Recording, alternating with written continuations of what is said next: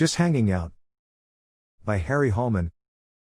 Kensington and Philly seemed to be designed to provide great hangouts for kids and adults alike. The numerous corner bars of that time were the equivalent of the senior centers today. My grandfather's favorite spot was hanging on front at Allegheny outside the Bubble Bar. I'm not sure that was the official name, but I remember seeing painted bubbles on the sign, so I guess it will do. Pop, my mom's father, would place his newsboy cap on his head with just the right tilt and walk down Wishart Street to Front Street past Nan's Candy Shop to take his place with the other older retired men. When I was a small child, I would often see him there and stop by to say hello. As I remember, their discussions were mostly about horses. They had their betting sheets and would go over the pros and cons of betting on one horse or another.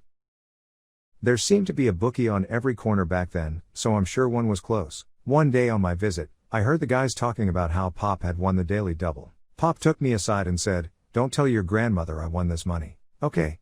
Of course I said yes, and then when I saw my grandmother, Nanny, I told her. I always felt terrible for Nanny as he never seemed to have much money. Pop, you see, was retired probably at 40 because he hated taking orders from bosses. So instead, he did odd jobs like making deliveries or being a caddy. Not much money in those jobs. The old guys would often remark to each other on the beautiful assets of the many women who passed by their corner. I guess it made them feel young to relive the bygone era when Hen would catcall, whistle, at attractive ladies. My dad didn't hang on corners.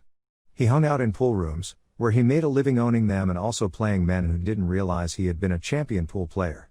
I tried hanging at his pool room from age 8 to about 12.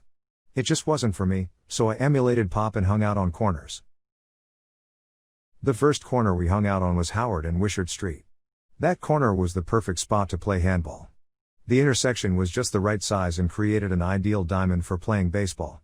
Home base was on the southeast corner in front of a candy store, whose owners often chastised us for hitting their plate glass window. Wishart Street ran just one block to the west with a big building cutting it off at Masker Street. It was perfect for an outfield. Also, there was parking on one side, so the cars were just a small hindrance. My second hangout was on Clearfield Street between Howard and Hope Street. It was between two buildings and very secluded. It was ideal for teens wanting to smoke and drink a bit without being seen by their parents or the red cars. It was also great for playing stickball and close to the bowling alley on Front Street, where we played pinball. I'm not sure why, but the next place we hung out it was on the steps of the Artloom building on Allegheny Avenue. It was much too visible, and that did not last long. It was, however, better for seeing attractive young ladies and offer our verbal approval as our grandfathers had done. The last place we hung out it was on Westmoreland and Hope Street across from the 25th District Police Station. We liked the little store on the northwest corner. They had great hoagies in the store that was owned by the parents of one of the kids from my block.